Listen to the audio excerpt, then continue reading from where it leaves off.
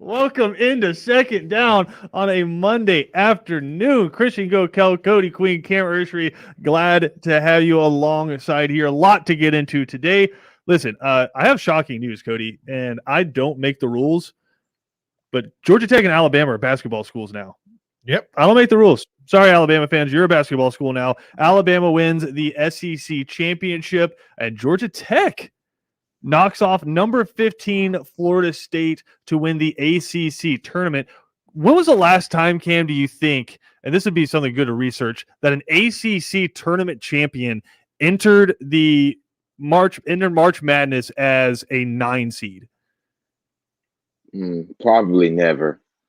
And that's exactly the case with Georgia Tech. This year, they enter the NCAA tournament as a 9 seed, so they will be the lower seed when they take on Loyola coming up on the 19th. But just a ton of stuff to get to today. At noon, NFL free agency opened up, so all kinds of deals already coming through. We'll dive into all of those. But I wanted to start with a couple stories here from the weekend.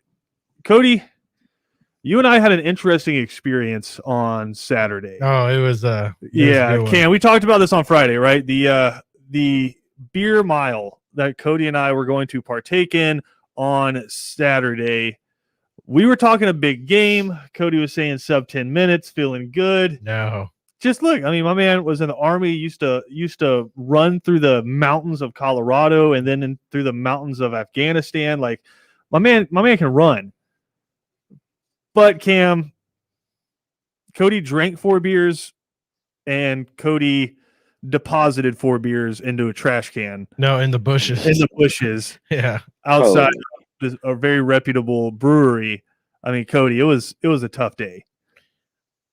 Man, I wasn't expecting, because when you're running, I couldn't burp for some odd reason. So it was the same thing. Yeah, it was so insane. I've never had that feeling ever in my life. And then once I got in the third brewski, I get to around the corner of the lap and I tried to burp, and I'm like, well, this isn't a burp no longer. This is I deposited all 3 beers downtown Brunswick in a bush, water in the bushes with a Mexican pale ale. Yeah. Yep. The Mexican lager there from Silver Bluff. But I mean, Cam, he wasn't the only one. I mean, I'll admit it. I upchucked once. It wasn't good. I saw you in the street trying to put your fist over your mouth, and it deposited, went straight into the fist and onto the ground. I was like, yep, he didn't make it. I did the old trumpet where it's like you think you're gonna burp, you put the fist up to your mouth and it just spews out of the fist. I mean, look, Cam, it was a tough day, and I'm sure you're mad you missed it, because I mean, you could have been staying on the sideline watching Cody and I struggle through running a mile. Yeah, that would have actually been funny. That would have been funny. I'm not gonna lie to you. Especially seeing y'all. I don't know if it was the beer, Cam, or just the fact that it was 48 ounces of a liquid. Yeah, I agree. Right. Like, I think even if I had to drink just 12 ounces of water at a time as I was running, I probably same result there. That wasn't good. But also, just like the fizziness of the beer in your stomach, you're running, it's just sitting there and just getting shaken up, and it just spewed out the top. That was when you guys were gone. Actually, this is pre-second down. When it was just Kevin and I up here during the shutdown, I did the McDonald's challenge, which was like, I saw that, yeah. 2 double quarter pounders with cheese, the 20 count of it might have been more than 20 nuggets, a lot of nuggets, like a regular cheeseburger from McDonald's, like 2 large fries and 3 large drinks. Sounds like a Tuesday night. Right. Well, I was going to say the food wasn't tough. The French fries were tough. I made the mistake of letting the French fries get cold, and they just started tasting like the packing peanuts eventually. Like they were not good. Yeah. But I had to finish those last and then try to finish the drinks, and that was the hard part. Those giant 32-ounce McDonald's cups, trying to finish 3 of those was borderline impossible. With that being said, Cody and I survived the weekend. But secondly, I want to start this sports show in the natural place. So I'm sure, as all of you are aware, Cam, I'm surprised you even made it on the show today. Today, daylight savings time hit, so we lost an hour of sleep. Cam, how are you feeling today? I'm feeling actually good. I'm feeling okay. Feeling all good. Well, you're feeling better than a walrus. I don't know if you saw this story, Cody. A walrus who wound up on the southern tip of Ireland. Yep. Just, bear with me here. This is in the news from the Ireland Independent, right?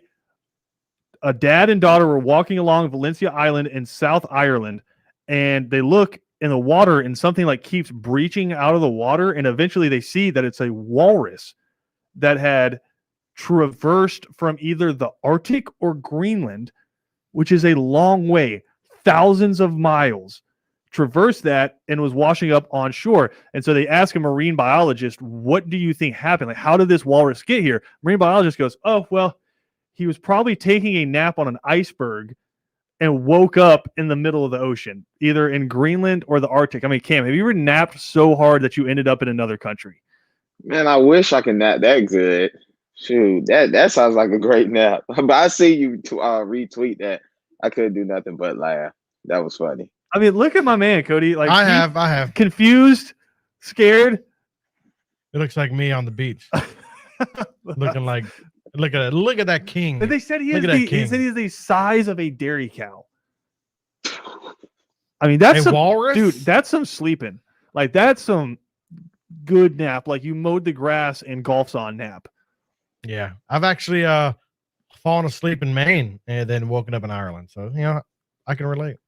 Oh, you in a plane. Yeah, in a plane Going over. No, lame. Not on an iceberg floating in the middle of the Atlantic.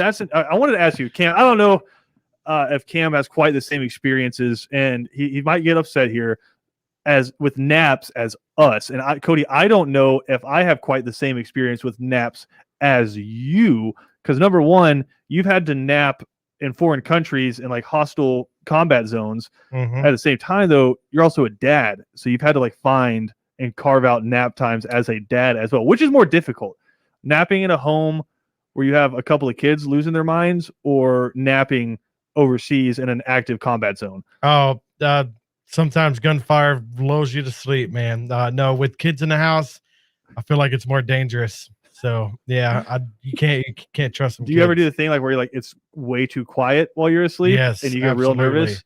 Absolutely. You wake up. Well, not so much now, but when they were like real little, you wake up, they're real quiet, and then you go in the kitchen and there's cereal all on the floor, and they're like trying to suck it up like a sucker fish or something like that. And you're like, oh, cool, flour is poured inside of the freaking fridge for some odd reason. That's a really specific story. So I'm imagining it's true. It's happened. Yeah, it's happened. Flour poured inside of the freezer for some odd reason. And then also we had flour one time poured inside of the oven because my son was trying to make bread. Didn't know how to turn the oven, thank God. That makes sense to me. Yeah. You pour flour into the oven, Cam, and turn the oven on and bread. Yeah, he didn't turn the oven on, thank God. But yeah, once it's too quiet, they're trying to do something sneaky, so dad or mom can't hear it. So that poor walrus just falling asleep on an iceberg. And also, Taliban aren't very sneaky; they're very loud, so I don't have to worry about that. So you're just taking naps. You had Ethan with you. Yep, so exactly. I had Ethan with me over watching me while playing solitaire at the driver's wheel. There you go. So Cody just saying that the children scare the hell out of him when you're trying to take a nap. Cam, what are prime napping conditions for you? Nobody's at home, and I wake up from possibly hooping, take a shower, and just nap all day. Like fan on? Yeah. I nap pretty good. I nap pretty well. I just don't want anybody home.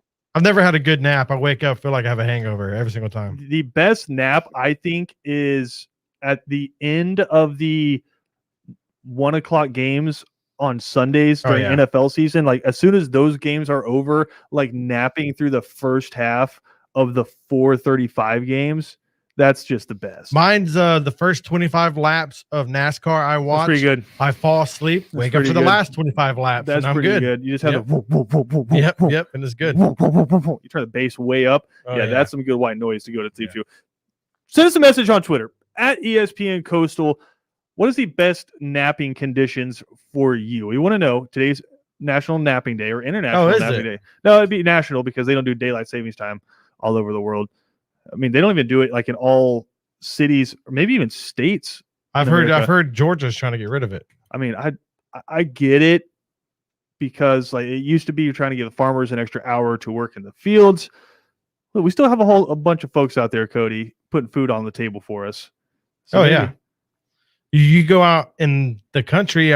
We have land in North Carolina, soybeans. No, you soybeans all in you it. drive like 10 miles outside of like any city in South Georgia, and it's nothing Oh, yeah. but farmland. So like maybe they still need the daylight savings time. Peanuts. Let Lots the of folks who peanuts it in really Georgia. affects decide. Just quit complaining about losing your extra hour of sleep. We got more to come here on Second Down. Cam, I'm gonna let you brag on the Hawks for a little bit because I know you have to be excited. 5-game winning streak for the Atlanta Hawks. Also going to dive into some of the NFL free agency news. Drew Brees, of course, retiring, but some big names signing big contracts. We'll dive into all that next, coming up here on Second Down.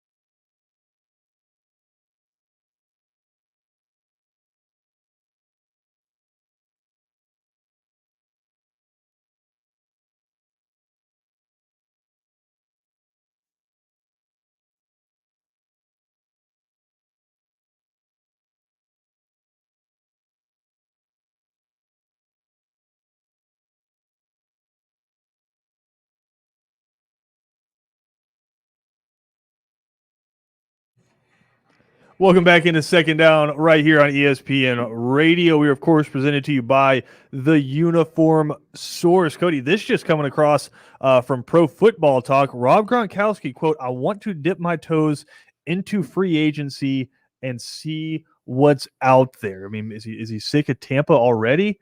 I mean, you got to think like natural fits for Gronk. Vegas. I think that's what he's going And then at. Vegas. Los Angeles, Vegas, stuff like Miami. that. Yeah, exactly. Miami, especially Miami. I bet you Miami wouldn't mind having him. That's a good locker room presence for a young team, and he'd be pretty cheap. And Gronk's made a ton of money in his career, but Tons of money. Got to think like he's looking for like probably one more big deal, and then getting out. I mean, he's like we said, the mind-blowing stat of the Super Bowl. He's the same age, actually a little bit younger than Travis Kelce. Yep. But I think has played 2 more seasons in the NFL than Travis Kelce. But that being said, some other big news coming out today. Shaq Barrett has signed an extension with the Tampa Bay Buccaneers. That coming on the heels of Tom Brady restructuring his contract and opening up a ton of salary cap room. He is coming back on a 4-year, $72 million deal with $36 million of that guaranteed. The Patriots have signed a few folks, most notably tight end Jonnu Smith, formerly with the Tennessee Titans. He was signed on a 4-year, $50 million deal. And I think this is fascinating because Josh McDaniels has a history of using players in a variety of ways. I know Aaron Hernandez, he used him at running back, wide receiver, tight end, a bunch of different ways, right? Gronk would line up on the outside. Not Deion Jones, White. Devin White. No, okay. Devin White's a linebacker. Who am I thinking of, Cam? Oh, the running back. Number 28 scored the game-winning touchdown for the Patriots. The running back. James White. James White. Thank you. He uses him in a multitude of different ways. So I think we were all over the place. Yeah, Deion Jones. Yeah, we're talking just a ton of different guys. But no, Jonnu Smith. I mean, literally, the Titans used to toss him the ball on toss sweeps and like let him gash folks for that. So he's a really athletic tight end, but more just an athlete, I think, than a tight end. So he's an animal, yeah. Yeah, I think Josh McDaniels is going to have some fun with him. But notably, the news of the day, we were waiting all week for it last week. Would Drew Brees retire? Because you knew the Saints were like holding on with bated breath, because if Drew Brees didn't retire, they were going to be in salary cap hell. They're still not in a great spot, but they're in a much better spot now that Drew Brees has retired. But did want to look back on his career. Obviously a Super Bowl champ, 13 times a Pro Bowl selection, twice he was the Offensive Player of the Year, led the league in passing 7 times. He's the only player in NFL history with 5,000-yard passing seasons, right? All-time NFL leader in passing yards and completions, and importantly for us, 19-10 against the Atlanta Falcons. And I saw the Atlanta Falcons tweet something out. They say, "We thank you, Drew, but we won't miss you." And a lot of Falcons fans are saying, who the hell's thanking who? Like, we're not thanking Drew Brees for anything. Get the hell out of here. I mean, retire. Good career, all of that, fine. But we're not thanking him, Cam. I mean, as a Falcons fan, there are 0 thank yous coming from me to Drew Brees. I can respect what he did in his career. I can respect that he is a first ballot Hall of Famer. But there's no thank yous. There's none of that. The thank you may be thank you for retiring, maybe, because you always beating us. If they didn't put the butt in there, like the "but we won't miss you," like if it had been "thank you and we won't miss you," then I think I'm with you. But they put the "but" in there, and that kind of skews it more towards they were saying thank you for an outstanding career. Like, who in the hell in the Atlanta Falcon organization is thanking Drew Brees? That man just ran the Atlanta Falcons for the last 13 seasons. It's been bad. I don't know who's behind that social media platform, but that's not a good one. It's just not what a happens good when one. you hire people out of school to run your social media accounts versus letting like true Falcons fans run the account. It's probably not a good idea to let true Falcons fans run the account. That'd be really either like a really dark Twitter page or like a really misguided Twitter page. Like, imagine Richie running the social media page. Oh, he'd be like the Atlanta Falcons verification would be like fighting people in the comments. Yeah. Dude, it's been a hostile conversation. It'd be bad. It'd be bad. But I mean, now you think about it though, I mean, just it's going to change year after year. It's just the way NFL works. But This is one of the rivalries in the head-to-head matchups, at least quarterback-wise, that's been one of the solid matchups for the past, like we said, 13 years. Matt Ryan, Drew Brees, when the Falcons and the Saints take on each other.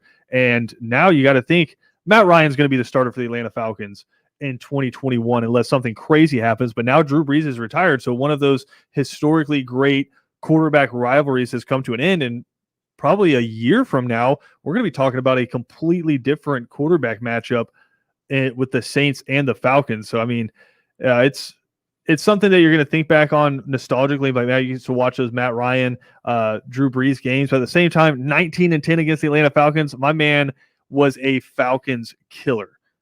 I mean, I can't think of very many guys outside of Tom Brady, Cam, that have owned the Falcons like Drew Brees. Yeah, I'm trying to think right now, and there's not too many at all. I know we've never beat Big Ben in the 2000s. But we barely play him. So I guess you could just say Drew Brees, Tom Brady, and that's it. Yeah, when I think of like a killer, it's like what Chipper Jones did to the Mets, right? Like where he just like consistently destroyed the Mets, beat them so bad throughout his career that he named one of his children after the stadium that the Mets played in. He has a child named Shea, Cody, and they played in Shea Stadium. So when I think of a killer, it's somebody who just on a consistent basis. And Tom Brady's undefeated against the Atlanta Falcons and has the comeback in the Super Bowl. So that's why I look at Tom Brady as a Falcons killer. But Drew Brees had to play them almost 30 times and beat them 19 times. So, I mean, it's I respect him, Cody. I know you think he's the boat. He's the boat. But as a Falcons fan, enjoy retirement, Drew Brees. He's the boat. He's the only player in NFL history. Like you said, he's had a bunch of 5,000-yard seasons. He's the only player in NFL history to have multiple 5,000-yard seasons. Yeah. End of it. That's just multiple ones, more than one. And he's got like a billion of them. Never been league MVP, which has been unfortunate. He's had really great other players in there with Peyton Manning and Tom Brady. He's had all these greats really to show up. And during his 5,000-yard seasons, just like when Peyton Manning threw for like 55 touchdowns that year, he also threw for 5,000 yards, but only threw for like 31 touchdowns, something like that. Throwing 55 touchdowns, doesn't matter if you get 5,000 yards or not, you're not going to get MVP. So he's been having seasons like that all the time where he's not getting MVP because there's been a crazy other season by someone else. I think a lot of people think too, it's the Sean Payton system. He's gonna throw for a lot of yards because he's gonna hit the screen routes to the Alvin Kamaras, right? He's gonna he had Darren Sproles for a large portion of his career. That would be something fun to do, is just look back at the weapons that Drew Brees has had during his career. So, I mean, the Jimmy Graham Drew Brees connection was nuts for a long time. Nostalgia. He's had a ton of really cool connections throughout his career. I love the Darren Sproles with him. Darren Sproles used to eat the Falcons alive, even with the Eagles. But I look back on Drew Brees' career, and I think it's another one of those careers, much like a Ben Roethlisberger, much like Phillip Rivers. I think Peyton Manning escaped it when he went to the Broncos and won his second Super Bowl with the Broncos and went to another one a little bit. But like a lot of these guys, and now it's happened to Aaron Rodgers, when you have to beat Tom Brady to get to the Super Bowl, it's going to hurt your career. I mean, now, like I said, Aaron Rodgers has run into it now that Tom Brady, first year in the NFC, Aaron Rodgers has arguably his best season ever, wins the league MVP. Who does he run into in the NFC Championship? Tom Brady. It's just the last 20 years of quarterback play is going to be forever skewed, Cam, because we measure quarterbacks, at least we had in the past. We measure quarterbacks by Super Bowl championships. That's how we stack you up against the rest. That's why Dan Marino, he's considered a great, but he always gets talked about in the prototypical quarterback kind of way, not the winning quarterback kind of way, because my man never won a Super Bowl. And so you look at guys like Phillip Rivers, right? Like the Peyton Mannings, like I said, Ben Roethlisberger, Aaron Rodgers. And I think when we get away from their careers, it's going to be skewed. What's Drew Brees? What's the argument against him? He only won one Super Bowl, right? Which as Falcons fans were like, yeah, like we'll take one Super Bowl, but it's the argument against him for being considered one of the true greats of all time. Like, I don't think, Cody, when you get to the down the line, when you're looking back on this, I don't think people will be talking about Drew Brees in the same vein of the Joe Montanas, right? Like which might be unfair because he owns the record book. Like literally, if you're looking at quarterback records, it's pretty much just Drew Brees' name in there in terms of all the statistical categories. But the one that's going to count against him forever and always is one Super Bowl. I just don't know how fair that is when you had to do it against Tom Brady throughout your entire career. I mean, Cam, am I wrong in that assertion? Like, are we undervaluing Drew Brees' career just because he played in the same era as Tom Brady? I think a lot of guys are undervalued. Peyton, Rodgers, Big Ben to a degree, and Drew Brees. I mean, like Cody said, Drew Brees is the GOAT. I think Aaron Rodgers is the most talented, but they're all playing in the same era as Brady. And he has 7 rings, 34 and 11 in the playoffs. That's He hard to beat. He owns the top 3 records for season completion percentage. Number 1, 74.4. Number 2, 74.3. Number 3, 72%. Trying to say he's not the best all time at throwing the ball is absolutely insane. Like I said, I think a lot of people skew it towards Sean Payton, right? It doesn't matter. He was freaking flinging it and doing his job, and he did great at it. I agree. And I think he's probably one of the 10 best quarterbacks ever. I don't know if I consider him the GOAT, but like when you combine everything, greatness, best, whatever you want to say, doing the BJ method, I think he's one of the 10 best quarterbacks to ever suit up in NFL history. But I think there's something to be said for the fact that consistently underwhelmed in the playoffs the last few years with really good teams, right? And yeah, he elevated we forget what the Saints were pre-Drew Brees. It was bad. Yeah. I mean, it was bad. Yeah, it was bad. And it's kind of like what we forget how bad it was between Matt Ryan and the debacle that ended Mike Vick's career in Atlanta, right? We kind of forget about that as Falcons fans. And there were some dark days, some Joey Harrington days as we lose Cam there. But I mean, like I said, yeah, the Joey Harrington days. Drew Brees, to me, one of the top 10 quarterbacks ever. But I just think, much like we're going to look back on a lot of college football teams that have played during the Saban era at Alabama, and maybe we're going to undervalue how truly great they were. I mean, Ohio State's been on a crazy run the last few years, right? College football playoff after college football playoff, consistently dominating their conference. But because they're not Alabama, I don't think we're going to remember how great they were during this time. Even say it for Clemson. They won a couple national championships, but 10 years from now, are we going to remember Clemson? Or is it just going to be Bama's dominance? I think it's the same thing with UGA, man. UGA's been dominating, and then they go to SEC championship game all the time. And who do they run into? I don't know if I can compare them. Into? Yeah, that's true. I don't even know if I compare them to Clemson yet, because at least Clemson or not through. to Clemson, but they're one of those teams, man. Yeah, Clemson broke through and finally beat Alabama. But again, you also have a losing record against Alabama just in the college football playoffs. So congratulations to Drew Brees on a great career. Not going to miss him as an Atlanta Falcons fan. I mean, now they've restructured Taysom Hill, got him signed on a new deal. Yeah, got him signed on a new deal. So we might be seeing Taysom. I think it's going to be Jameis. I think at this past year, learning under Sean Payton, I think Sean Payton likes Taysom Hill, but I think he can find ways to get him the ball. But my guess, week 1 starter for the New Orleans Saints is Jameis, and I think that could be scary. I think it should be. Yep. Yeah, he's got all the talent in the world. In that Sean Payton offense, Jameis could be a whole lot of fun to watch. And so who knows, maybe a little over a year from now, we're talking about Jameis versus Justin Fields coming up in the NFC South with what the heck is going on with 45-year-old Tom Brady and whoever the hell the Panthers have starting for them. It's fun. It's fun to talk about. End of an amazing career for Drew Brees. I know Cody's going to be watching YouTube highlights of Drew Brees tonight. I actually already was last night. I figured. You're just a weird fellow there, Cody. We got more to come here, man. We got more to come here on Second Down. You have a chance to win a 55-inch flat screen TV. We'll tell you how to do it next, right here on Second Down.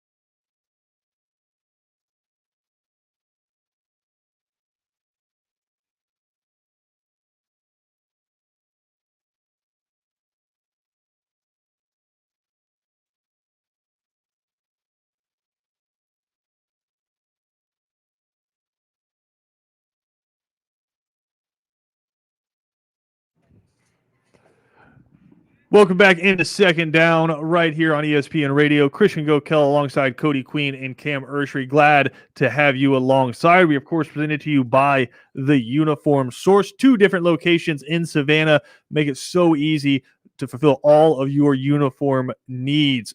Cam, Gonzaga, Baylor, Michigan, and Illinois. Those are your 4 number 1 seeds in the NCAA tournament. And right now, sharing it out on social media, or you can go to ESPN.com and click their bracket challenge. If you look up ESPN Coastal Challenge, fill out your bracket in our group. You have the most accurate bracket at the end.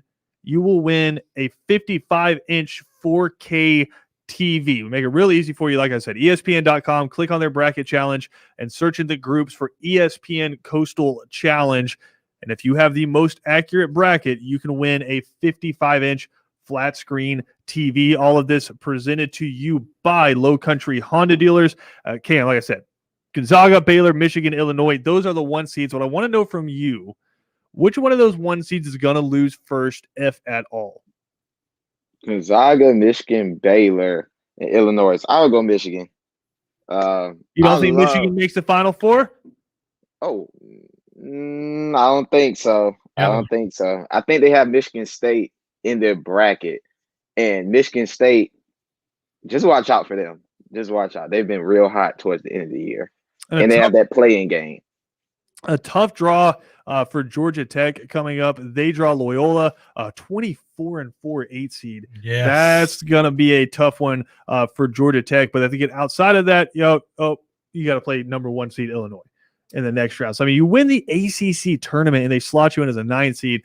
That's a tough look for Georgia Tech there. I think Alabama, Cody, is a team that can make a run. I mean, they have been playing dominant basketball. Had to claw a little bit in the SEC title game. Yeah, against LSU. To come out and win that one. But for the most part of the season, I mean, they just play basketball different. We were talking about this last week. It's the Golden State mindset where even if you have a clean look inside for a layup, if you see somebody standing alone at the 3-point line, they're kicking it out and taking the 3-pointer. And they got shooters all over the court for Alabama. I think that's a team that can make a run. Yeah, but I'm not confident in that team. I don't think they're battle tested enough. The SEC was down this year. Wow. 7-4 in non-conference play. I just don't think they're battle tested enough. And then they have to play either Maryland, who's a really good team, just played in the Big Ten, and then after that, either Texas or Michigan State, who I believe would be Michigan State in the Sweet 16. That's just me. No hope. I don't think so. No hope for BYU. No. I really think Michigan State is that. I don't think Michigan State's in it yet, right? Michigan State still has to play UCLA, right? They'll beat UCLA. They'll beat UCLA. They've been hot towards the end of the year. They beat all these top teams in the Big Ten. You gotta give them a pass in the Big Ten, hardest conference. I mean, I don't know if I have to give anybody a pass, Cody. I mean, geez. No, I wouldn't, dude. I think UCLA is a good team. Have you filled out your bracket yet, Cody? Yes, I have. Who is your Final Four? Let me look. I know I have Kansas winning it all. I mean, Kansas. Did you not hear the news, Cody? No. Kansas is going to be without 3 players in the tournament. What the heck? Due to COVID-19. All right. Well, my Final Four will be I got Texas, North Carolina, West Virginia, and then I got Gonzaga then instead of Kansas. I mean, I was going to say, like, that was a hell of a Cam. I was shocked when I heard Kansas in there. I mean, Cody not watching SVP at night on Sports Apparently, Center. I did not. Kansas, I don't care if they're fully healthy. They're not being the Zags. The Zags already took care of them this year. All right, Cam, tell me who the Final Four is. Final Four, I think it's all going to be probably 1 seeds. I really do. I think it's going to be all the 1 seeds. Or if the only possible matchup where I see the 1 seed doesn't make it is that Baylor Ohio State bracket, because Ohio State is really good. But it's just that type of year, like from what I've been seeing. Michigan might be the one where they don't make it, but other than that, I think Gonzaga's a lot, Baylor's a lot, and Illinois is a lot. They're all the cream of the crop this year. I mean, I don't know that Illinois is going to get past Oklahoma State. I think they have one of the more underrated players, and they're one of the more underrated teams. Houston's a really good basketball team, and also, like Cody said, I know they're 18-9, but West Virginia's got a really good basketball team too. That Midwest region's nasty. I don't know that Illinois is making it out of that. Illinois, they got some ballers over there. I love their point guard. That left hand guy, he's a baller. He's a baller. All right. Well, speaking of ballers, the Atlanta Hawks have won 5 basketball games in a row. They are 5-0 this month, Cody. I mean, I feel like I'm eating some crow. I think they were listening to me when I was talking about how bad this team was. Probably Probably wasn't going to make the playoffs. And they're like, all right, listen, Snell, you hear this right here? I need you drilling game-winning threes. We're going to go dominate the Cleveland Cavaliers. I mean, Cam, what has happened to the Atlanta Hawks? They held a team to 82 points last night. Listen, I know it's the Cleveland Cavaliers, but 2 weeks ago, you could have put Cody, Kevin, and BJ on the court, and they're putting up 115 against the Hawks. Like, the Hawks might put 170 on the board, but Cody, Kevin, and BJ are putting 115 up, right? But now all of a sudden they're holding teams to 82 points. I mean, what's been the difference? Was it the coaching change, maybe?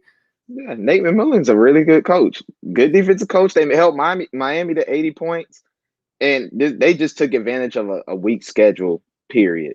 But they got some tough games coming up after they played Houston and OKC. It goes back out west. You got to play the Lakers, Clippers, and some other tough teams. We'll see what they're made of then. Yeah, it's a weak schedule. That's what I think. All teams that they beat, every 5 team, of them under 500. But every team's going to play weak teams, right? And you just have to take advantage of it when you play those teams. That's just something the Hawks weren't doing. They were losing to teams that were missing 3-4 starters at a time. They were losing the damn New York Knicks. Like it's good to see the Hawks taking care of business. And I don't know that I would call the Toronto Raptors a bad team. They haven't had a great year this year, but you're beating the Toronto Raptors. 17 games. You're beating the Toronto Raptors. That's I don't know, Cam. I consider that a good win if you beat the Raptors. Oh yeah, that's good. Toronto's still good. It just remember every game is a road game this year. They don't have any home games. They play in Tampa, so that's why it's really been a struggle. They don't have any home games. The home of champions. Oh, not for Toronto. Hockey and football. No, yeah, hockey and football. Yeah, I mean, like I said, Tampa Bay, Lightning, city of champions down there. So maybe the Raptors bring it back too. But no, right now the Hawks 4 games clear in the 8th seed. I think Washington, the team sitting down there at 9th. So Cam, like right now, as we sit here on March 15th, give me your percentage that you think the Hawks make the playoffs. 70%. Just because all the teams they're below still not completely healthy. Yeah, but all the teams below them are just they're down. Indiana down, Chicago, yeah, Toronto they're down, and Washington. I don't think they're ever going to put it all together. So I say 70%. I think they're going to win 2 more in a row. I think it's going to be 7 games in a row. They're playing the Rockets. Rockets are a bad team this year. Thunder, bad team this year. Then they run into the Lakers. That's where we're going to see this new team and see what they're made of. The way the Lakers have been playing recently, that might be a win for the Hawks. You never know, That's Cam. what I'm saying. The Lakers have not been playing very well lately. We've been up and down, but I think they're going to lose to OKC before they even get to the Lakers. OKC, really, I do not. I think the way they're playing defense and they've been shooting lights out these past few games. If it's a down team, they're taking advantage of the weaknesses of these weak teams, and that's why they're winning these games. I don't know if 100 points is going to be good enough to get it done against OKC, and definitely not good enough to get it done against the Lakers. And Cleveland's a bad team, like you said. I don't know. I'm still not buying into the Hawks, but I just listen. You win 5 games in a row. We got to throw you some respect out there, right? I mean, Cam, if they do get completely healthy, right? You get Bogdan back. You have everybody you need. Clint Capella's rocking out. Can they at least win a playoff game? Oh, just a game. A game. Still one. No. Maybe. It just depends on the matchup. I don't know. If they play like let's see what the matchup would be as of today. They'd be playing it would be Philly. It would be Philly. They play. So you got to be if you're the Hawks now, you have to be scratching and clawing to just get up to like a 7 or a 6 seed. Which they're only one behind the Knicks. Yeah. And they're only 2 games behind the 4th seed. 2 games behind the 4th seed. They are not far, but they could actually, if they start playing well, they could go up. Yeah, you're right. The 4 or 5 seed, they really could. Hey, if man, they start playing well, they've won 5 games in a row. Well, if they start, what else do you want from them? If they continue to play this way, they're 7-3 in the last 10, and then these other teams like Celtics are like 6-4. If they consistently stay 7-3 and 6-4, these other teams will go 5-5, 6-4, and you'll start clawing away and reaching a little bit more. You get to the 5 seed real easy right now because the bottom.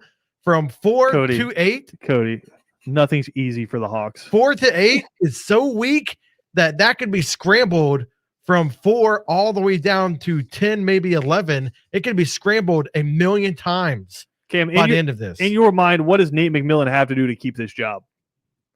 Because I think he's just make the pretty hot playoffs. start. If he makes the playoffs, he's keeping his job. He's great. I wouldn't say he's a great coach, but he's a really good coach, though. Make the playoffs, you keep the job.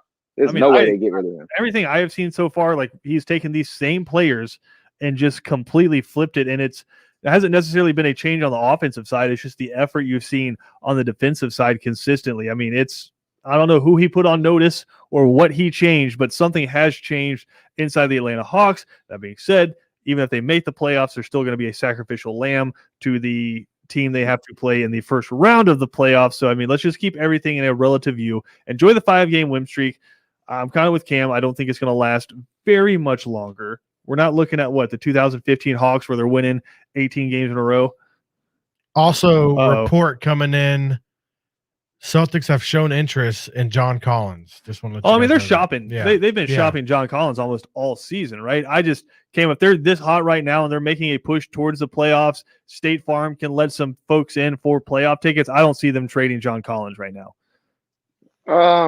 They might not. Who would they trade for from Boston? That's the intriguing part. Like, I don't know what they could minimally from Boston you have to get back for John Collins. Well, they're saying right now a high-level first-round pick is what they're looking for. Oh my gosh, they've got to stop doing the first round thing in John Collins in Boston unless they have a lottery pick I don't know about. They have a lottery pick, a protected first round pick. That's got to be it. But it's still not worth it though. Like, you're backtracking. John Collins is essentially a lottery pick already. You just backtracking over and over again. The same process. It's stupid. Again, reports are reports. They've been reporting that the Hawks have been shopping him all season long. We'll wait and see how that develops. Got a lot to get to today on Second Down. I'm going to dive back in to the NCAA tournament. Also going to catch up with the voice of the Georgia Tech Yellow Jackets, Andy Demetra. He was on the call of their ACC championship game. We'll catch up with him in the 4 o'clock hour. Also right now on ESPN Coastal Twitter, you can go vote. We're in the second round of our own bracket. Greatest college running backs of all time. We're in the second round. You can go vote on that. We'll break those down in advance to the final 8 coming up here on 3 and Out. We got more to come, though. Final segment of Second Down coming up next.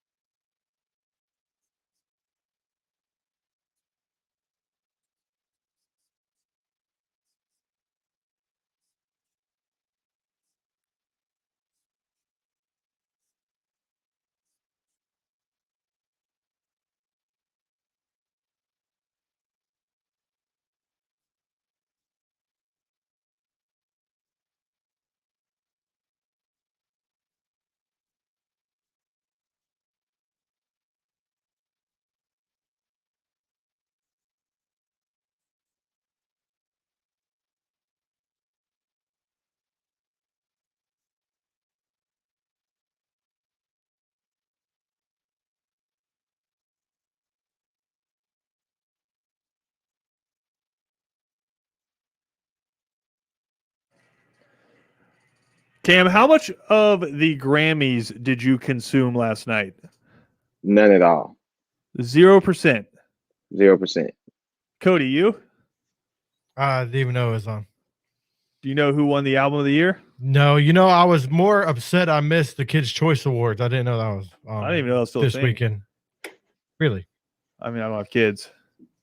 Robert Downey Jr. won Best Male Actor For the Kids' Choice Awards. but like for what movie? Overall, that's what they do.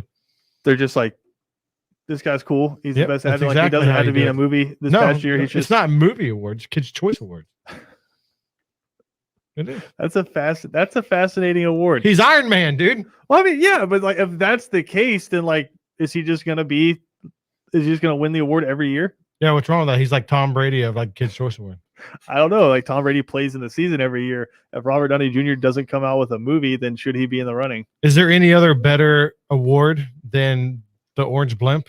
No, there's not. I mean, yeah, a lot of them. No, I none thought of them. Justin Thomas's was pretty sweet. I like the Players Championship, the little gold guy. If you don't get slimed, then what are you even doing? More of a Disney Channel kid than a Nickelodeon kid. More of a Cartoon Network kid than either lame one of them. and then extra lame. Cartoon Network, get out of here. Cartoon Network's lit.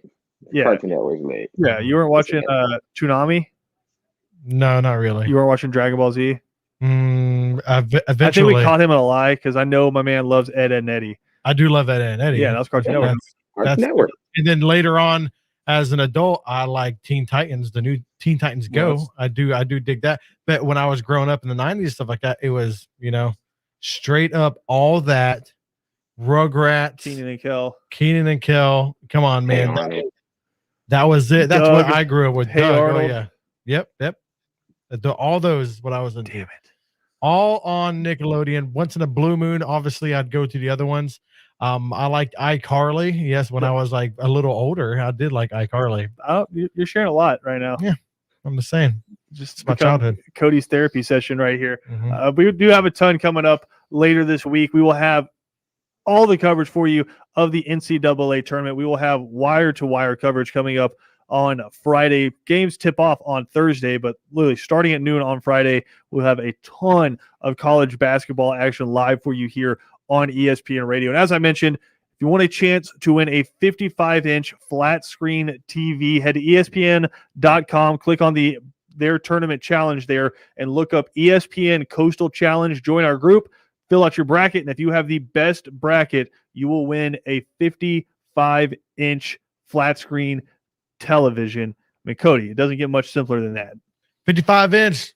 Anybody out there playing video games, watching some good movies? Watch on this bad boy and feel like a winner. It's true. I mean, Cam, usually you have to go fight through lines at the crowded department stores. We're just ready to give you a free flat screen TV for winning this tournament. Yeah, I'm going for it. I'm about to fill out my bracket. I don't know if you're allowed to. We'll I'll look through the bylaws there and see if Cam's actually allowed to win. Andy Demetra, voice of the Georgia Tech Yellow Jackets, coming up next, as long as the guys on 3 and Out.